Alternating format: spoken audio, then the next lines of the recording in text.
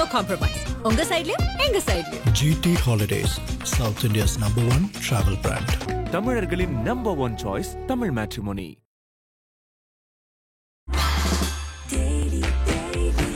Taste Daily. Taste the Daily.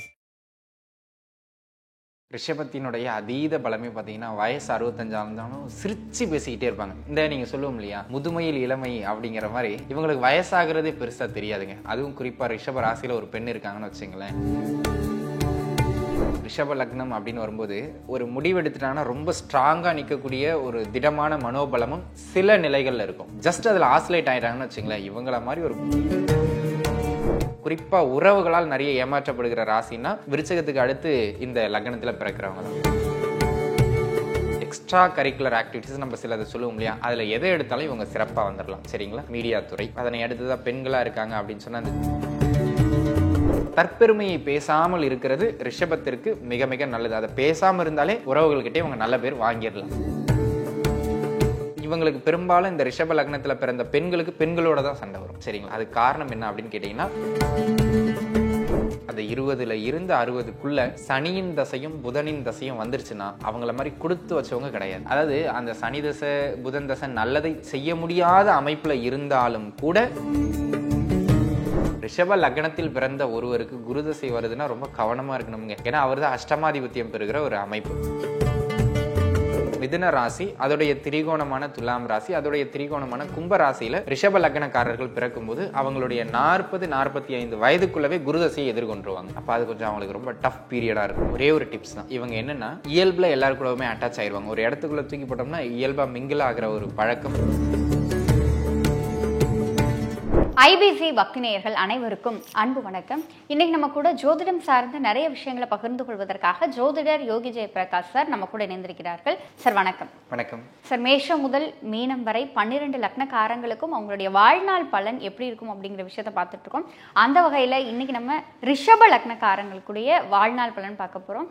பொதுவாக ரிஷப லக்னம் அப்படின்னு சொல்லி எடுத்துக்கிட்டோம் அப்படின்னா இந்த ரிஷப லக்னக்காரங்களினுடைய அதீத பலம் அப்படின்னா அது என்னது சார்? ரிஷபத்தினுடைய அதீத பலமே பார்த்தீங்கன்னா வயசு 65 இருந்தாலும் சிரிச்சு பேசிக்கிட்டே இருப்பாங்க. இந்த நீங்கள் சொல்லுவோம் இல்லையா, முதுமையில் இளமை அப்படிங்கிற மாதிரி இவங்களுக்கு வயசாகிறதே பெருசாக தெரியாதுங்க. அதுவும் குறிப்பாக ரிஷப ராசியில் ஒரு பெண் இருக்காங்கன்னு வச்சுங்களேன். சும்மா சொல்லக்கூடாது, கண்ணாடி முன்னாடி நின்னாங்கன்னா 2 மணி நேரம் நின்றுக்கிட்டே இருப்பாங்க அப்படின்னு வச்சுங்க. அவங்க அந்த அளவுக்கு அலங்கரிக்க வேண்டிய அவசியமே கிடையாது. நீங்கள் ரிஷபத்தில் பிறந்து கருப்பாக இருந்தாலும் கலையாக இருப்பாங்க.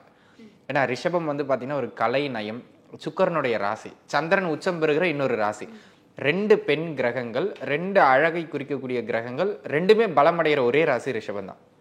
ரிஷபத்தில் பிறந்தாலும் கொஞ்சம் அட்ராக்டிவாக இருப்பாங்க. சரிங்களா, அந்த மாதிரி. இன்னும் சொல்ல போனால் நம்ம பிள்ளைங்க எல்லாருமே பார்த்தீங்கன்னா பசங்க எல்லாருமே பிள்ளைங்க முன்னாடி தான் போவாங்க. பெரும்பான்மையான பிள்ளைங்க ஒரு பையன் முன்னாடி போகுதுன்னா அவன் ரிஷப லக்னம் இல்லை ரிஷப ராசியாக இருப்பாங்க. சரிங்களா, அந்த மாதிரி அமைப்பு. இவங்களுடைய அழகு இவங்களுடைய பெரிய ப்ளஸ் பாயிண்ட்.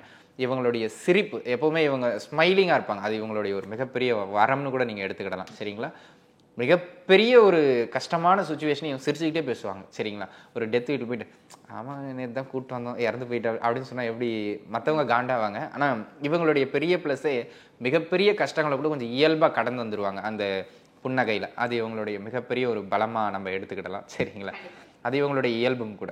ரிஷப லக்னக்காரங்களினுடைய பலவீனம் அப்படின்னா அது என்னென்ன விஷயம்? இவங்க வந்து பார்த்தீங்கன்னா ரிஷப லக்னம் அப்படின்னு வரும்போது ஒரு முடிவெடுத்துட்டாங்கன்னா ரொம்ப ஸ்ட்ராங்காக நிற்கக்கூடிய ஒரு திடமான மனோபலமும் சில நிலைகளில் இருக்கும்.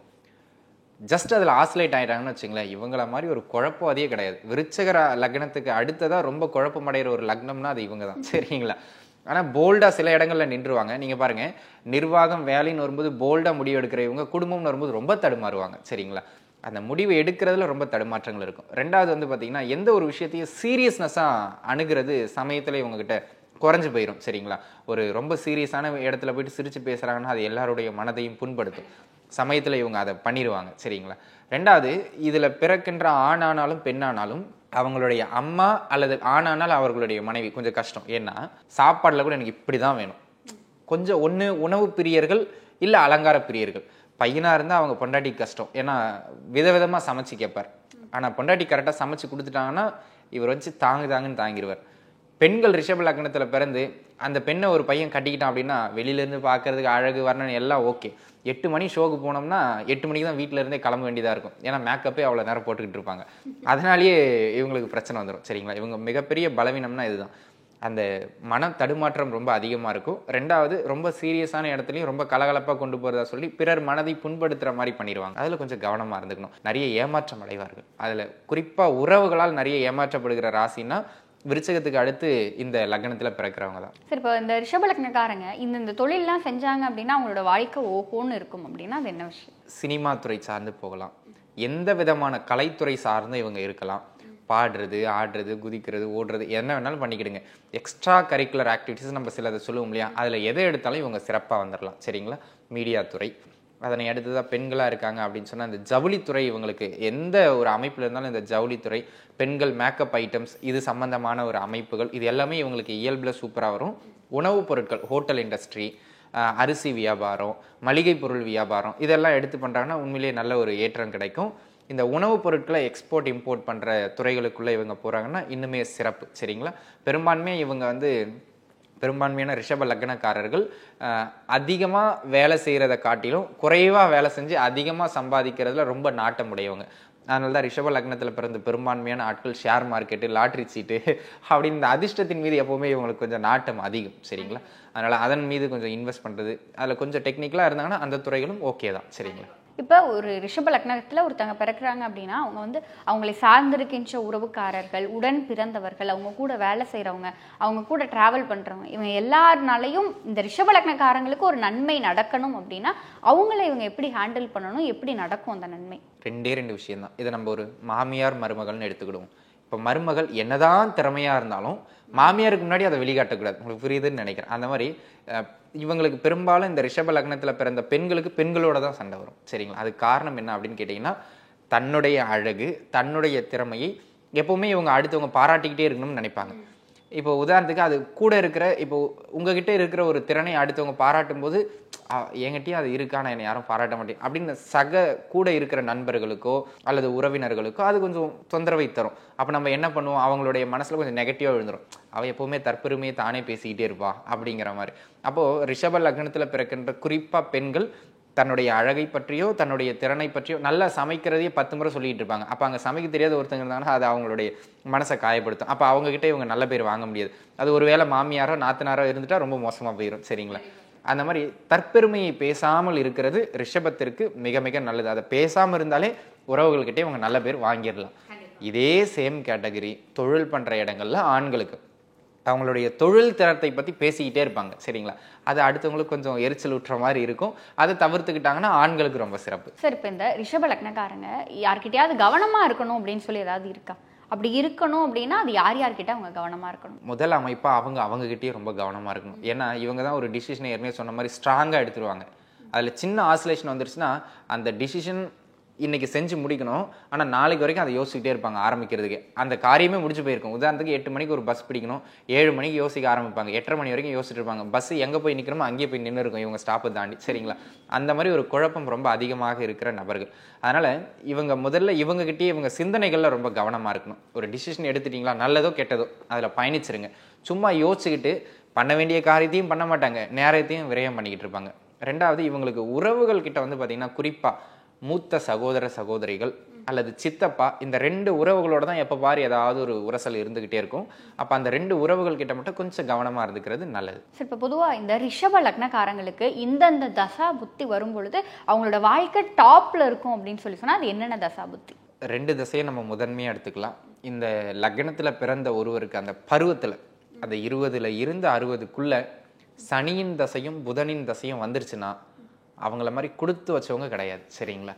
அதாவது அந்த சனி தசை புதன் தசை நல்லதை செய்ய முடியாத அமைப்பில் இருந்தாலும் கூட இயல்பு அடிப்படை தேவைகளை டிஸ்டர்ப் பண்ணாது. சரிங்களா? நான் வளர முடியல, ஆனால் எனக்கு சாப்பாட்டுக்கு வழி இல்லாமலாம் நான் இல்லை, நல்லா தான் இருக்கேன் அப்படிங்கிற மாதிரியான ஒரு நிலைப்பாட்டில் கண்டிப்பாக அவங்கள 40% மெயின்டைன் பண்ணியே தீரும்.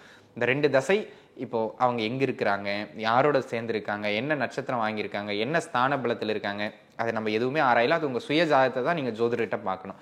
ஆனால் இயல்பில் இந்த தசைகள் எங்கிருந்தாலும் 40% நன்மையை தந்தே தீரும். வாழ்வின் முக்கிய அங்கங்கள் அனைத்தும் இந்த தசைகளில் தான் கிடைக்கும். சரிங்களா? அதனை அடுத்ததாக பார்த்தீங்கன்னா நீங்கள் சுக்கிர தசை, லக்னாதிபதி தசையை சேர்த்துக்கலாம். இப்போ சுக்கிரன், புதன், சனி இந்த 3 பேருடைய தசா காலங்கள் முழுக்கவுமே மிகப்பெரிய ஏற்றங்களை தருகிற ஒரு நல்ல அமைப்புகளில் ரிஷப லக்னத்துக்கு செயல்படும். இதில் ஒருவர் தசாநாதன் ஒருவர் புக்திநாதனாக வரும்போது, உதாரணத்துக்கு இப்போ சனி தசைன்னு எடுத்துக்குவோம். சனி தசையில் சனி புக்தி, சனி தசையில் புதன் புக்தி, சனி தசையில் சுக்கிர புக்தி. அப்படி நம்ம சுக்கிர தசைன்னு எடுத்துக்கோம். சுக்கிர தசையில் புதன் புக்தியும் சனி புக்தியும் சுக்கிர புக்தியும், இப்படி ஒருவர் தசாநாதன் ஒருவர் புக்திநாதனாக வருகின்ற அந்த காலகட்டங்கள் ரொம்ப கோல்டன் பீரியட். சரிங்களா? ஏன்னா இந்த காலகட்டம்லாம் வந்து பார்த்தீங்கன்னா வாழ்க்கையில் பொருளாதார ரீதியாக கல்யாணம் ஆகிறது, குழந்தை பிறக்கிறது, வீடு கட்டுறதுன்னு அந்த முக்கிய அம்சங்கள்லாம் இந்த காலகட்டம் நல்லபடியாக நல்ல இடங்கள்ல அமரணும். அது ரொம்ப முக்கியம். வந்துருச்சுன்னா ரொம்ப சிறப்பு. இப்போ உதாரணத்துக்கு புதன் தசம் மிக யோகம்னு சொல்லிட்டோம். அவர் போய் ஒரு அவயோக அமைப்புகளில் உட்காந்துட்டாருன்னு வச்சுங்களேன், சம்பாதிச்சுட்டே இருப்பாங்க, விரயமாகிட்டே இருக்கும், சேர்க்கவே முடியாது. சனி தசம் மிகப்பெரிய யோக தசம்னு சொல்லிட்டு இருப்போம். அவர் போய் ஸ்தான பலம் இழந்து பாவர்களோடு சேர்ந்து கொஞ்சம் சரியில்லாத அமைப்பில் இருந்து அந்த திசையிலும் தீமைகள் நடக்கும். ஆனால் அடிப்படையில் 40% நன்மைகள் மிஸ் ஆகவே ஆகாது, கவலைப்பட வேண்டாம். சரிங்களா? ஸோ இவங்களுடைய பொற்காலம் அப்படின்னா புதன் சனி, இந்த 2 தசைகளும் தான். இப்போ இந்த தசாபுத்தி வரும் பொழுது ரிஷப லக்னக்காரங்க கொஞ்சம் கவனமா இருக்கணும் அப்படின்னா அது என்ன மாதிரியான தசாபுத்தி? இப்போ நம்ம குரு நல்லவர்னு ரொம்ப பாராட்டி பேசுகிறோம் அவர். சரிங்களா? குரு பெயர்ஸ்லாம் வரும்போது அப்படியே ஒரு ஆவலோடு டிவியை திறந்து வச்சுக்கிட்டு யூடியூப்பை திறந்து வச்சுக்கிட்டு பார்க்குறோம். இந்த ஜோதிடர் இப்படி சொன்னார், அந்த ஜோதிடர் 2 பாயிண்ட் எக்ஸ்ட்ராவாக சொல்கிறாரா பார்ப்போம் அப்படின்னு சொல்லி. ஆனால் இந்த லக்னத்திற்கு காலவாடுற ஒரு ஆள்னா குரு பகவான். சரிங்களா? ரிஷப லக்னத்தில் பிறந்த ஒருவருக்கு குரு தசை வருதுன்னா ரொம்ப கவனமாக இருக்கணுங்க. ஏன்னா அவர் தான் அஷ்டமாதிபத்தியம் பெறுகிற ஒரு அமைப்பு. சரிங்களா? அதுபோல் இந்த குருதசை ஒரு பக்கம், அதனை எடுத்து தான் சந்திரதசை. சில நிலைகளில் சுக்கிரதசையை தீமையை பண்ணும். சரிங்களா? அதுதான் இங்கே கொடுமையிலும் கொடுமை. ஏன்னா அவர் 6ஆம் ஆதிபத்தியத்தை அவர் பெற்றுடுவார். இப்போ பாருங்க, குருதசை, குருதசையில் குருவின் புக்தி, குருதசையில் சந்திரனின் புக்தி, குருதசையில் சுக்கிரனின் புக்தி. அதே போல் சந்திர தசையிலையும் சுக்கிர தசையிலையும் குருவின் புக்தி. எப்பெல்லாம் குரு தசாநாதனாவும் புக்திநாதனாவும் கிராஸ் ஆகிறாரோ ஏதோ ஒன்றை வெயிட்டாக நமக்கு போட போகிறார் அப்படிங்கிறது அர்த்தம். சரிங்களா? ஒருவேளை அவர் நல்ல அமைப்பில் அமர்ந்துட்டார்னா நன்மைகளை தருவார், ஆனால் ப்ரெஷர்லேயே நம்மளை ஓட வைப்பார். சரிங்களா? எங்கே இருந்தாலும் அவர் உங்கள் ஜாதகத்தில் எங்கே இருந்தாலும் 40% குருவின் தசையும் சந்திரனின் தசையும் தீமையை தந்தே தீரும். அதை நம்ம மாற்றவே முடியாது. சரிங்களா? அப்போ இந்த தசாபுக்தி காலங்கள் வருகின்ற பொழுது நம்ம எதுலேயும் அகலக்கால் வைக்காமல், இப்போ உதாரணத்துக்கு பார்த்தீங்கன்னா கஷ்டப்பட்டு வேலை பார்ப்பாருங்க. அவருடைய ராகு திசை வேலையில் அப்படி இப்படி சேமிச்சு ஒரு 20-30 லட்சம் சேமிப்புன்னு வச்சிருப்பார். அதை கொண்டு போய் அவர் வீடு கட்டியிருக்கலாம். குரு தசை வரும்போது சொல்லியிருப்பாங்க, குரு தனக்காரகன், கோடியில் தான் பொருளை வைப்பார் அப்படின்னு நம்ம மாதிரி ஏதாவது ஜோதிடர்கள் சொல்லுவாங்க. அதை கேட்டு இவங்க என்ன பண்ணுவாங்க, குரு தசை வருது, அழகாக நம்ம போட்டு 1 கோடியை போட்டு 10 கோடி எடுத்து பெரிய ஆள் ஆயிடலாம் அப்படின்னு சொல்லிட்டு குரு தசையில் போடுவாங்க. சனி தசையில் வீட்டுக்கு வந்துடுவாங்க. சரிங்களா? அதுக்குள்ளே முடிஞ்சிடும் எல்லாமே. அந்த மாதிரியான அமைப்புகளில் பெரிய பெரிய பொருளாதார பின்னடைவுகள்லாம் இவங்களுக்கு குரு தசையில் தான் நடக்கும். ஜாதகத்தில் வந்து குரு கேதுவோடு சேர்ந்து அல்லது குரு ராகுவோடு சேர்ந்து பலவீனமான அமைப்புகளில் 6ஆம் இடத்துலையோ 8ஆம் இடத்துலையோ 12ஆம் இடத்துலையோ இருக்காருன்னா அந்த தசைகள்லாம் பொருளாதார ரீதியாக நெருக்கடியை ஏற்படுத்தி ஊரை விட்டு ஓடுற அளவுக்கு தொந்தரவு பண்ணிடும். சரிங்களா? அப்போ அந்த இடங்களில் கவனமாக இருக்கணும். இதே பெண்களாக இருக்காங்க, நான் எங்கே சார் தொழில் பண்ண போகிறேன், நமக்கு ஏதாவது சொல்லுங்கள் அப்படின்னா இவங்க தான் தேவையில்லாமல் லைஃப்பில் பிரச்சனையை ஏற்படுத்திக்குவாங்க. குருதசை நல்ல ஒழுக்கமான தசைன்னு சொல்லுவோம். ஆனால் அவர் அஷ்டமாதிபத்தியம் பெற்று சுக்கிரனுடைய சாரம் எங்கிருந்தாவது பெற்று இல்லை ராகுவோடு சேர்ந்து அமருகின்ற பொழுது நீங்கள் நல்லா புரியுதான்னு பாருங்கள், கணவர் மிலிட்ரியில் இருப்பார், இல்லை கணவர் ஒரு நல்ல ஒரு உத்தியோகத்தில் இருப்பார், சம்பாதிச்சு கொண்டு வந்து கொடுப்பார், அவர் கொஞ்சம் வெளியில் இருப்பார். இந்த அம்மா தான் குடும்பத்தை நிர்வாகம் பண்ணிக்கிட்டு இருப்பாங்க. கணவருக்கு தெரியாமல் கணவர்கிட்ட நல்ல பேர் எடுக்கலான்னு இந்த அம்மா 1 லட்சம் வெளியில் காசு கொடுத்து வைக்கிறது, இல்லை நண்பர் கேட்டாங்கன்னு சைனை கழட்டி கொடுக்குறது, அந்த மாதிரி கொடுத்து வச்சுருப்பாங்க. கொடுத்த இடத்துல திரும்ப வராது. இப்போ அது கணவருக்கு தெரிஞ்சு வீட்டுக்கு தெரிஞ்சு அது ஒரு குடும்ப பிரச்சனை அப்படின்னு போகும். அப்போ பெண்கள் குருதசை வீட்டில் இருக்கிற பெண்கள் நடக்கும்போது உங்கள் வீட்டுக்கு தெரியாமல், வீட்டுடைய நாலேஜ் இல்லாமல் தனிச்சு நீங்களாக வெளியில் பணம் கொடுக்கறது, உதவி பண்ண, நீங்கள் கர்ணனுக்கு தங்கச்சியாக கூட இருங்க, நம்ம பிரச்சனை இல்லை, ஆனால் அது வீட்டில் இருக்கவங்ககிட்ட சொல்லிட்டு கொடுங்க. சரிங்களா? ஏன்னா அந்த மாதிரி மன உளைச்சல்னாலேயே பெண்களை அப்படியே என்ன தெரியும், வீட்டுக்கு தெரிஞ்சால் என்ன ஆகுறது, கணவனுக்கு தெரிஞ்சால் அவ்வளோதான் சார் என் லைஃபே போயிடும் அப்படிங்கிற மாதிரி ஒரு மன உளைச்சல்லையே அந்த தசை கொண்டு போயிடும். அப்போ பெண்கள் இந்த மாதிரியான விஷயங்கள்ல கவனமாக இருக்கணும். இப்போ பொதுவாக ரிஷப லக்னத்தில் பிறந்த ஒருத்தங்க இந்தந்த ராசியில் பிறந்தா சிறப்பு அப்படிங்கிற ஒரு விஷயம் இருக்குது அப்படின்னா எந்தெந்த ராசியில் பிறந்தாங்கன்னா சிறப்பு? இதை எதன் அடிப்படையில் சொல்கிறதுனா தசாபுக்தின் அடிப்படையில் தான். இப்போ நம்ம சொன்னோம், ஒரு 20லேருந்து 55-60 வயசுக்குள்ளே யோக தசைகள் நடக்குது அப்படின்னு சொன்னால் இயல்பில் அந்த லக்னத்தில் பிறக்கிறவங்க ஒரு நல்ல அமைப்பில் இருப்பாங்க. அப்போ அதை தீர்மானிக்கிறது ராசி தான். ஏன்னா அவர் பிறக்கிற ராசியின் அடிப்படையில் தான் தசாபுக்தியின் நகர்வு இருக்கும், நட்சத்திர சாரம் அடிப்படையில். இப்போ அப்படி பார்த்தீங்கன்னா ஒருவர் நல்ல தசைகள், அதாவது குறிப்பாக சனி தசை புதன் தசையை பருவத்தில் எதிர்கொள்ளணும், ஒரு 20 வயதுக்கு பிறகு எதிர்கொள்ளணும் அப்படின்னு சொன்னால் அவர் மிதுன ராசி அல்லது மிதுன ராசியின் திரிகோண ராசிகளில் பிறக்கிறார். அப்படிங்கிற பட்சத்தில் இயல்பாகவே அவங்களுடைய ஒரு 25-30 வயசுக்கு பிறகு சனி தசையும் புதன் தசையும் வந்துடும்.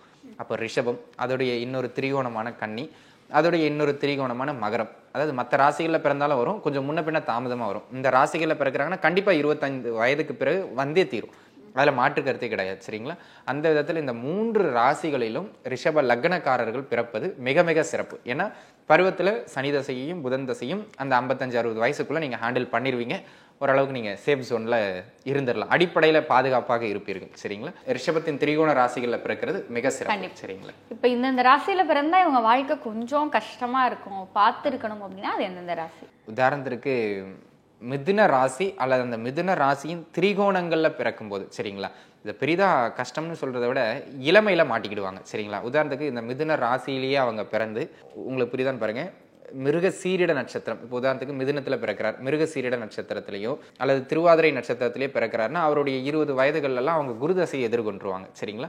அப்போ அந்த ஆரம்ப காலகட்டத்திலேயே ஒரு 40 வயதுக்குள்ளே அடி வாங்கி அதுக்கப்புறம் பின்னாடி லைஃப்பில் நல்லா இருப்பாங்க. சரிங்களா?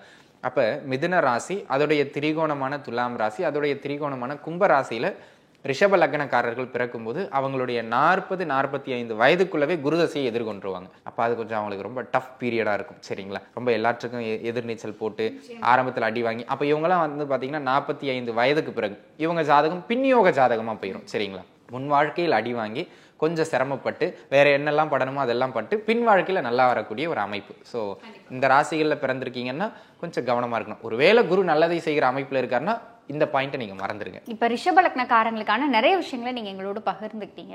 இப்போ என்ன அப்படின்னா, இந்த ரிஷபலக்னக்காரங்களுக்கு நம்ம சொன்ன விஷயங்கள் எல்லாம் சாதகமாகவும் அவங்க வாழ்க்கையில் நல்ல நல்ல நன்மைகள் நடக்கணும் அப்படின்னு சொல்லி சொன்னால் அவங்களுக்கு ஒரு ஜோதிடராக நீங்கள் பரிந்துரைக்கிற டிப்ஸ் அப்படின்னா அது என்ன டிப்ஸ்? ஒரே ஒரு டிப்ஸ் தான். இவங்க என்னென்னா இயல்பில் எல்லாரும் கூடவுமே அட்டாச் ஆயிடுவாங்க. ஒரு இடத்துக்குள்ளே தூக்கி போட்டோம்னா இயல்பாக மிங்கிள் ஆகிற ஒரு பழக்கம் யாருன்னே தெரியாது. அப்புறம் என்ன நல்லா இருக்கீங்களா, வீட்டில் எல்லாம் நல்லா இருக்காங்களா, ஒரு படத்தில் கேட்பார் இல்லையா, பஸ்ஸில் இருக்கிறோம், அந்த மாதிரி இவங்களா கேட்டு பழகிடுவாங்க. இவங்ககிட்ட இருக்கிற மிகப்பெரிய நெகட்டிவ் என்ன அப்படின்னு கேட்டிங்கன்னா, தன்னுடன் இருப்பவர்கள், தன்னுடைய நண்பர்கள், தன்னுடைய உறவுகள் எல்லாரையும் எளிமையாக நம்பிடுவாங்க. நம்பி இவங்களுடைய வெகுளித்தனத்தினால ஏமாந்து போயிடுவாங்க. சரிங்களா? ஏமாறுதல் அப்படிங்கிறது இவங்க லக்னத்தின் இயல்பு. அப்போ நான் உங்களுக்கு சொல்கிறது என்னென்னா, எல்லாரையும் சந்தேகப்படுங்கன்னு நான் சொல்லலை. உறவா ஓகே, எந்த ஒரு முக்கிய விஷயத்தையும் பிறருக்கு கொடுப்பதற்கு முன்பு, குறிப்பாக நான் பணம், ஒரு நம்பிக்கையான எந்த ஒரு விஷயம், ஆண் பெண் இருபாலருக்குமே சொல்கிறேன். சரிங்களா? அது உங்கள் லைஃப்பை பாதிக்குமா பாதிக்காதா, இந்த நபரோடு நம்ம பயணிக்கிறது சரியாக இருக்குமா இருக்காதா அப்படிங்கிறத 1க்கு 2 முறை யோசிச்சு யாரையும் கண்மூடித்தனமாக நம்பாமல் இருப்பது ரிஷப லக்னத்துக்கு தலை சிறந்த அறிவுரை. சரிங்களா?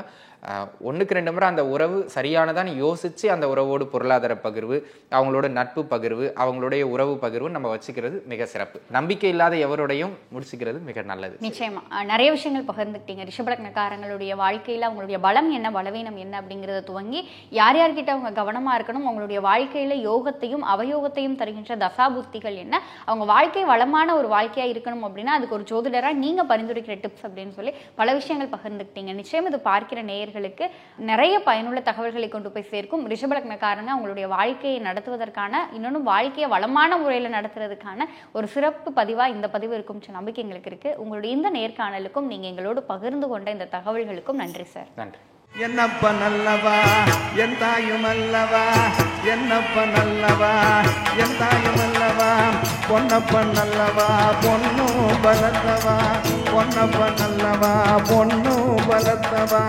சொப்பனமோ எந்தன் அப்பன் திருவருள், சொப்பனமோ எந்தன் அப்பன் திருவருள், கற்பிதமோ என்ன அற்புதம் இதுவே. No compromise. உங்க சைடுலயும் எங்க சைடுலயும். GT Holidays, South India's #1 travel brand. தமிழர்களின் நம்பர் 1 சாய்ஸ் தமிழ் மேட்ரிமோனி.